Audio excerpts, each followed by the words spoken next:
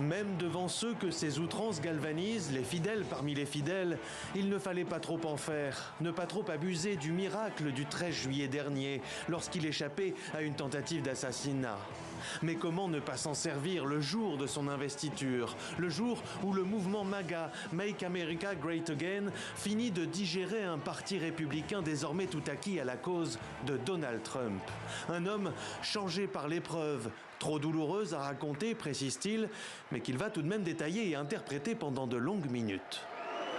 Le sang coulait partout et pourtant, d'une certaine manière, je me sentais en sécurité parce que j'avais Dieu à mes côtés. C'est ce que j'ai ressenti.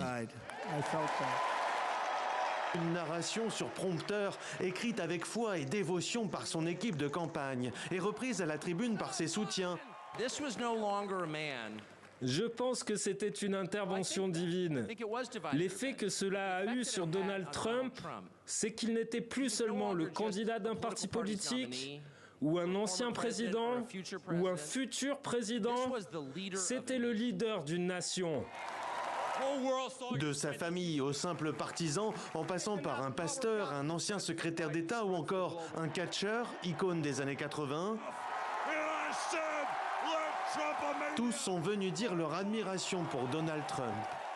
Pas sûr néanmoins qu'ils aient tout écouté du plus long discours de l'histoire des conventions nationales, 1h40, où après avoir dépeint l'intervention divine du 13 juillet, l'ancien président américain a retrouvé ses accents populistes et sa cible favorite, les étrangers. Rendus coupables du chômage alors même que les créations d'emplois dépassent les prévisions aux États-Unis, coupables des crimes, de la drogue et du déclin américain. Je mettrai fin à la crise de l'immigration illégale en fermant notre frontière et en achevant le mur dont j'ai déjà construit la majeure partie. Expulser les étrangers sans papier, forer toujours plus pour exploiter les énergies fossiles, arrêter l'inflation, baisser les taux d'intérêt. Dans sa vision du monde au bord de la Troisième Guerre mondiale, Donald Trump entend tout aussi facilement mettre un terme à chaque crise internationale avec un coup de téléphone.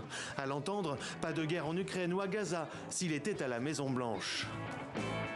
À Milwaukee, la convention républicaine aura consacré le culte d'un Donald Trump, l'aura décuplé aux yeux de ses partisans, gonflés à bloc par son image de combattant.